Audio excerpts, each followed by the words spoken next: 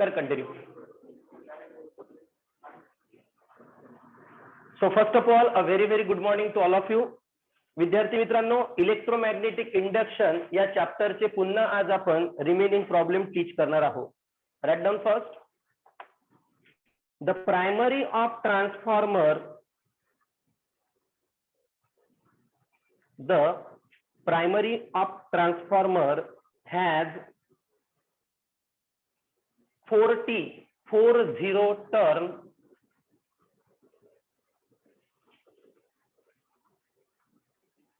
and work on 100 volt,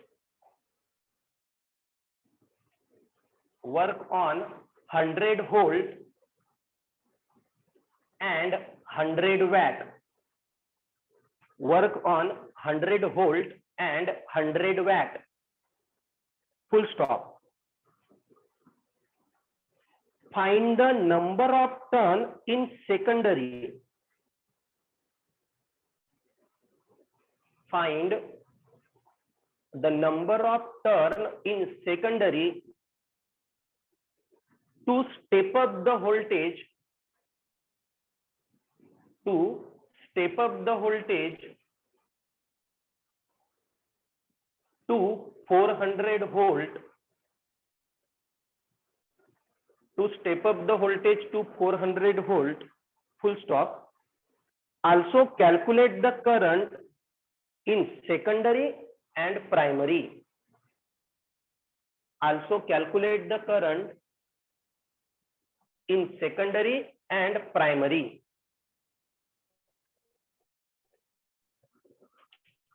प्रॉब्लेमला IMP करा. हे problem जर विचारलं गेलं तर 3 मार्क्स साठी विचारणार आणि बोर्डकडे लक्ष द्या. बघा, first one, given data. Given data note करत असताना विद्यार्थी मित्रांनो, अच्छा एक गोष्ट नेहमी लक्षात ठेवा. आता आस्टी बॅच मध्ये माझा एक चॅप्टर चालू आहे, dual nature of radiation and matter. कोणता chapter? Dual nature of radiation and matter. त्यामध्ये विद्यार्थी मित्रांनो एक डेरिवेशन आहे. म्हणजे असं समजा का तो 3 दिवसात चॅप्टर खतम होते. त्यामध्ये एक डेरिवेशन आहे. त्या एकाच डेरिवेशन मध्ये 5 फॉर्म्युले बनतात. किती फॉर्म्युले बनतात? 5. जसा पहिला बनतो lambda H upon P, lambda H upon M V, lambda H upon under root twice M E, lambda H upon under root 2m QV आणि lambda H lambda 1.228 into 10⁻⁹ upon under root of V. हे एक derivation आहे. या derivation मध्ये किती फॉर्म्युले बनतात? 5. हे सांगून याच्यासाठी राहिलो का कोणतंही जेव्हा प्रॉब्लेम तुम्ही रीड कराल ना, तर प्रॉब्लेम एक नाही भले 2दा रीड करा, पण प्रॉब्लेम रीड केल्याबरोबर आपल्याला गिव्हन डाटा समजला पाहिजे. काय समजला पाहिजे? Given data. आणि गिव्हन डाटा नंतर तो चॅप्टर कोणता आहे हे लक्षात आलं पाहिजे. समजत आहे का मी काय बोलत आहोत? आता याच्यामध्ये पहा, लॅम्बडा म्हणजे वेव्हलेंथ होते. मला कोणत्याही प्रॉब्लेम मध्ये काय विचारणार? फक्त वेव्हलेंथच फाइंड आउट करायला लावणार. काय फाइंड आउट करायला लावणार? वेव्हलेंथ. पण किती फॉर्म्युले आहे वेव्हलेंथ साठी? 5. मग कोणता फॉर्म्युला केव्हा यूज करायचा हे कोणावर डिपेंड राहणार? Given data. कशावर डिपेंड राहणार? ओके, हे तुम्हाला एक्झाम्पल म्हणून सांगितलं मी. आता जसं इथे शब्द आला ट्रान्सफॉर्मर. कोणता शब्द आला?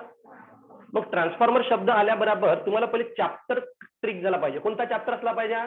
Electromagnetic induction. तर गिव्हन डाटावरून आधी चॅप्टर लक्षात आला पाहिजे. मग ऑटोमॅटिक चॅप्टर लक्षात आला का थोडं आपल्याला लिंक लागणं चालू होते. समजत आहे का मी काय बोललो होतो? आता गिव्हन डाटा आधी काय म्हटलंय आपल्याला? The primary of has 40 turn. Okay, primary म्हणजे टर्न म्हणजे N, प्रायमरी म्हटलं म्हणून P, NP झाला 40. त्यानंतर 100 व्होल्ट प्रायमरी सप्लाय, व्होल्ट म्हणजे E आणि प्रायमरी म्हणून P 100 व्होल्ट. आणि आपल्याला इनपुट पॉवर सुद्धा दिला आहे. बरोबर ना? किती वॅट दिलाय? कोणता पॉवर असणार तो इनपुट. एक असते input power equal to output power. आठवते आपण इक्वेशन मध्ये लिहित असतो. तर इनपुट पॉवर म्हणजे पॉवर इनपुट आहे म्हणून मी लिहितो पी. प्रायमरीचा पॉवर म्हणजे इनपुट पॉवर किती गिवन आहे तो 100. बस एवढंच गिवन आहे का आणखी काही आहे झालं. अच्छा स्टेप अप व्होल्टेज म्हणजे सेकंडरी व्होल्टेज गिवन आहे. सेकंडरी व्होल्टेज किती 400 व्होल्ट. ओके टू फाइंड सांगा. फर्स्ट काय म्हणते फर्स्ट टर्न ऑफ सेकंडरी म्हणजे NS. Second current in primary and primary मधला आयपी सेकंडरी मधला आयएस म्हणजे मला कळायचं आहे आयपी अँड आयएस. समजलं इथपर्यंत. आता सोल्युशन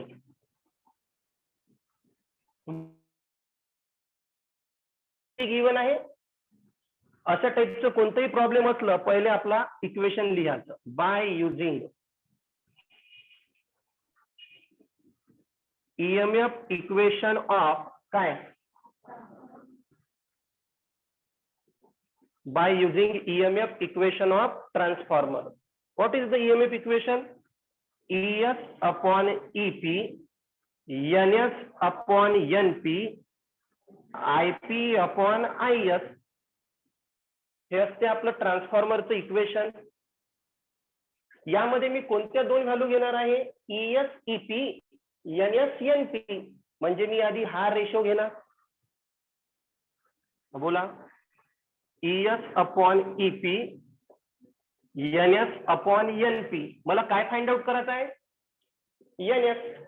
काय फाइंड आउट करायचं आहे NP या साईडला जाऊन मल्टिप्लाय होणार.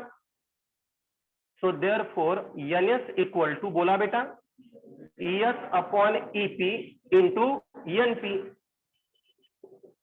ES 400 upon 100 आणि NP किती आहे रे 40. 0 0 0 0 4 4 जा 60 म्हणजे किती आलं 160. NS किती आला 160. Is that clear. आता मला काय कळायचं आहे IP. काय कळायचं आहे आता IP काढण्यासाठी मला सांगा पॉवरचा फॉर्म्युला काय असते रे. पॉवर कोणावर डिपेंड असते voltage into current. Very good answer बेटा. पॉवर कोणावर डिपेंड असते व्होल्टेज इंटू करंट. मी खूपदा सांगितलंय तुम्हाला. जसं आता हा फॅन रोटेट होत आहे ना. फॅन रोटेट होत आहे म्हणजे आपल्याला पॉवर देत आहे येस ऑर नो. तर तो फॅन का बरं रोटेट होत आहे कारण तिथे व्होल्टेज पण आहे तिथे करंट पण आहे. म्हणून पॉवरचा फॉर्म्युला नेहमी काय असते व्होल्टेज इंटू करंट. मग इथं आपल्याला पॉवर कोणता दिला आहे प्रायमरी. पॉवर कोणता दिला आहे प्रायमरी. व्होल्टेज पण आहे प्रायमरी पॉवर पण प्रायमरी व्होल्टेज पण प्रायमरी. तर मी करंट प्रायमरी काढू शकतो. नाव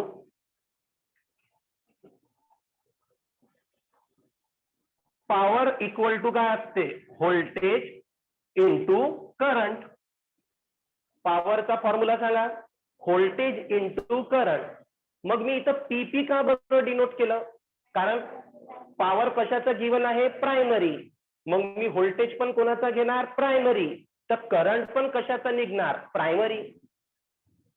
so therefore IP equal to काय होणार बेटा primary power upon voltage. Primary power किती आहे 100 आणि प्रायमरी व्होल्टेज किती आहे 100. 100 100 गेट कॅन्सल. तर प्रायमरी करंट किती भेटला बोला 1 एम्पियर. प्रायमरी करंट किती भेटला कसा फाइंड आउट केला समजलं. आता मला सांगा प्रायमरी करंट भेटला ना फक्त काय काढायचं आहे. तर हा पण रेशो माहित आहे हा पण रेशो माहित आहे. या रेशो सोबत हा रेशो घ्या किंवा या रेशो सोबत हा रेशो घ्या. दोन पैकी जर एक व्हॅल्यू माहित असली तर आपण सेकंड व्हॅल्यू काढू शकतो. कोणती व्हॅल्यू माहित आहे आपल्याला IP. काय काढू शकतो समजलं का. प्रॉब्लेम लक्षात आलं? राईट डाऊन दिस. त्यानंतर विद्यार्थी मित्रांनो आयपी फाइंड आउट केला. आता काय फाइंड आउट करू आपण? आयएस. तर तुम्ही ईएस ईपी पण घेऊ शकता, एनएस एनपी पण घेऊ शकता, ऍज यू विश. ओके, काय घेऊ? ईएस ईपी घेऊ का एनएस एनपी घेऊ? NS NP. Now NS NP equal to IP upon IS. मला काय फाइंड आउट करायचं आहे? आयएस. आयएस जर या साईडला गेला तर एनएस एनपीचं या साईडला होईल, रेसिप्रोकल होणार. So IS equal to IP into reciprocal सांगा एनपी अपॉन एनएस. आयपी ची व्हॅल्यू किती आहे? 1. एनपी एनपी एनपी किती? 40 आणि हा 160. 0 0 गेट. 4 1 जा 4, 4 4 जा 16. सो आयएस येणार 1/4 म्हणजेच 0.25 ampere. Finish the problem. Write down. Next या विद्यार्थी मित्रांनो problem based on mutual inductance. Problem based on mutual inductance. एक टॉपिक राहिला आपला म्युच्युअल, एक राहिला सेल्फ आणि एक लास्ट राहिला मग कोएफिशियंट ऑफ कपलिंग. दिलं problem based on mutual inductance. बघा आता formula E equal to M D I by D T. हे आपण म्युच्युअल इंडक्टन्स मध्ये प्रूव्ह केलाय, आठवत असणार तर. M stand for mutual inductance. Self inductance म्हटलं असतं तर फक्त एमच्या ठिकाणी काय आला असता? एल. सेल्फ इंडक्टन्सला आपण कॉन्स्टंट कशाने डिनोट करतो? एल. म्युच्युअल इंडक्टन्स कशाने डिनोट करतो? एम. लिहिला फॉर्म्युला? बस एकच फॉर्म्युला आहे. Write down problem. The electric current in a circuit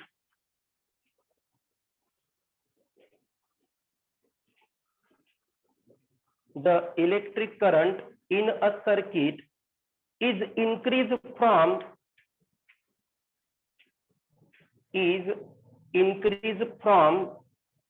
1 ampere to 10 ampere.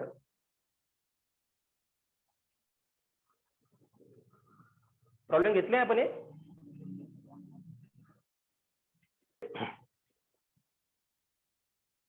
The primary.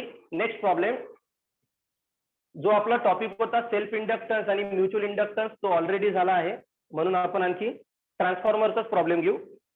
The primary of transformer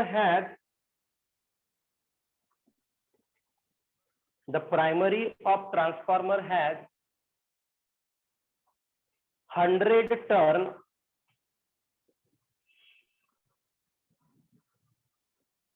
and secondary winding has 300 turn. Full stop. The primary work on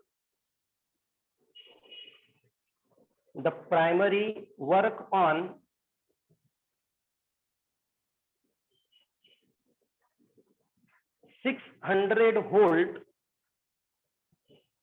Primary work on 600 volt and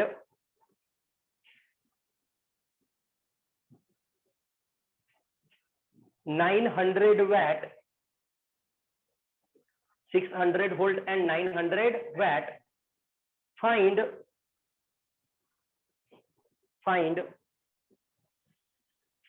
secondary voltage,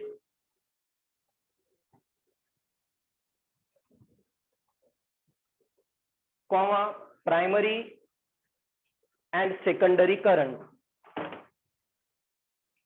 comma primary and काय लिहिलं आपण? secondary current. लक्ष द्या.